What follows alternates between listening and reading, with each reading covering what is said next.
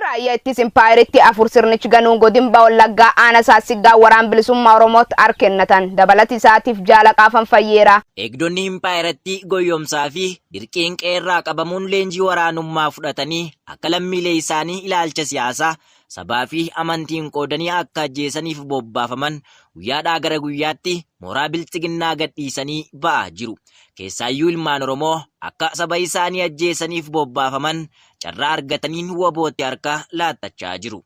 Bitootessa 2023 godina Baha Wallaggaa aanaa Saassiggaa mooraa magaalaa Bareedaarraa miseensotni raayyaa ittisa Empaayeeritti 5 qawwee Akaamaa Turkii 4 dachaatuu 1 boombii F1 1 rasaasa 644 fi hidhannoo 4 qabachuun gooticha waraana bilisummaa Oromootti harka kennatan.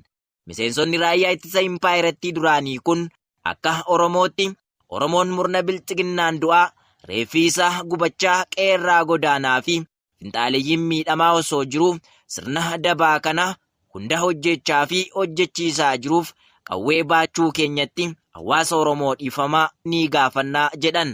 Xumurarrattis sabni guddaan lafa bal'aa qabu osoo biyya ta'uun irra jiru saboota biroon hacuucamee jiraachuun qaanii waan ta'eef ilmaan Oromoo qawwee diinaa baattanii sirna bilchiginnaa keessa jirtan sirnicha ganuun woboo bira dhuftanii Oromiyaa walabaa ijaaruu qabna jechuun dhaamsa dabarsaniiru. Godina Baha Wallaggaa aanaa Gudayya Biilatti ilmaan Oromoo 12 waraani faashistii Abiyyi Ahmed manidhaatii baasuun ijjees bal'inni isaatiif jaal murteessa bantii.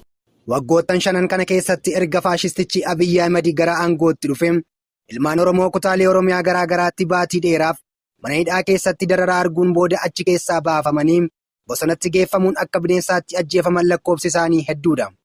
Gochi mirga namoota hidhamanii sarbuun ajjeesuu kun itti fufuun godina Baha Wallaggaa aanaa Gudayyaa Biilaatti ilmaan Oromoo badii tokko malee maqaa waraana bilisummaa Oromoo deeggartu jedhu itti maxxansuun baatii 2 oliif erga mana hidhaatti rakkisaa turaniin booda namoota 12 bitootessa 7 bara 2023 halkanirra mana hidhaa keessaa baasuun waraanni garboonfataa Abiyyi Ahmed gara bosonaatti geessuun ajjeesan. Namoota ajjeefaman kana keessaa kan maqaa arganne Dinquu Magarsaa Buushee Kabbadee, Dhaabaa Guddinaa Tashaalee Soorii fi Situ Caalaa Oljirraa kan jedhaman ta'uu jiraattonni arraata biyyoolessa Oromiyaatti himaniiru. Waraanni faashistii kun guyyaa dheengaddaa bitootessa 8 bara 2023 achuma aanaa Gudayyaa Biilaa magaalaa Biilaa keessatti barsiisaa ispoortii Tukaandoo Alamaayyoo Kidaanee jedhamu bakka hojii isaatiitii qabuun ajjeesan. Ajjechaan mana hidhaatii baasanii ilmaan Oromoo gara laafina tokko malee ajjeesan kun guyyaa gara guyyaatti babal'achaa jiraachuu kan nuuf himan jiraattonni gocha hamaa kana ofirraa dhaabsisuuf tokkummaan falmachuutu furmaata jechuun yaada isaanii nuuf qoodaniiru. Kaab Shaggar Koonyaa Warjaarsoo heessa miseensoti galma waaqeffannaa qarree go'aa 4 galma heessaa qabamanii hidhamuun dhaga'am dabalati isaatiif jaal Awwi Mohaammed. Murni faashistii Itoophiyaa amantii waaqeffannaa akkasumas hordoftoota amantichaa fi galmoota keessatti waaqeffatan bakkoota hedduutti miidhaa garaagaraa irraan ga'aa kan ture yoo ta'u Kaaba Shaggar Koonyaa Warjaarsoo magaalaa qarree go'aa keessattis miidhaan galmaa fi waaqeffattoota irratti qaamolee nageenyaa warra ofiin jedhaniin raawwatamuun barameera. Akka kanaanis bitootessa 2023 tilmaamaan galgala keessaa naannoo sa'a 2tti qaamoleen nageenyaa murna faashistii PP Koonyaa Warjaarsoo galma waaqeffannaa magaalaa qarree go'aatti seenuun miseensota galmichaa Caarraa Bokonaa Hayyuu yookiin dura bu'aa galmichaa fi Qaaduu Urgee itti aanaa Hayyuu galmichaa fi Sabboonaa Shawwaa namoota jedhaman galmicha keessaa yoo qaban Caalaa Dheeressaa ammoo naannoodhuma galmichaatti qabuun miseensotaa fi geggeessitoota galmichaa 4 waajjira poolisii magaalaa qarree go'aatti hidhanii jiraachuu jiraattonni dubbatu. Qaamoleen badii mana amantaaf kabajaa hin qabne biltsiginnaan miseensota galma qarree go'aa qofa hidhanii dhiisan osoo hin taane qabeenya galmichaa hedduus caccabsuun saamichas geggeessaniiru. Itti dabaluunis aasxaa galmichaa ciranii gatuun galmicha diiganii deemuu jiraattonni arraata biyyoolessa Oromiyaatti himaniiru.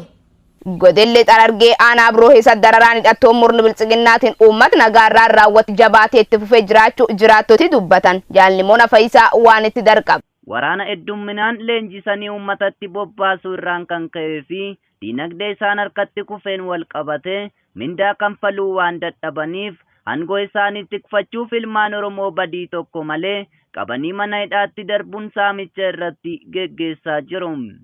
Haaluma kanaan lixa Xarargee aanaa biroo Araddaa 7 iddoo jedhamu irraa dargaggoo Diinoo Jamaal kan jedhamu mana barumsatu simate jechuun erga mana maatii isaatii qabaniin booda waajjira poolisii magaalaa Miliilootti guyyoota lamaaf erga hidhanii booda irra gara galamsootti dabarsuun dararaa jiru jechuun jiraattonni ibsu. Dargaggoo Zamadee Salamoon konkolaachisaa baajaajii kan ta'e osoo baajaajii isaatiin dalagataa jiru magaalaa Daalootii qabamuun waajjiruma magaalittiitti hidhanii booda gara magaalaa aanaa galamsootti dabarsuun iddoo dargaggoonni leenjii waraanaa deemuuf qabamanii jiranitti geessuun abbaan isaa deddeebi'ee erga kadhateen booda qarshii 25,000 kanfaluun gadi lakkifame.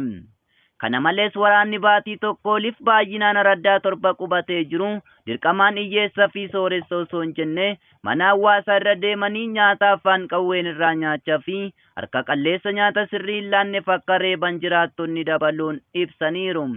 Daawwattoota hordoftoota irratti biyyoolessa Oromiyaa jaalatamoo oduun kennu guyyaa saafaa bitootes 10 bar 2023 qabanne sanii dhiyaan haa gammasanitti himaa tura.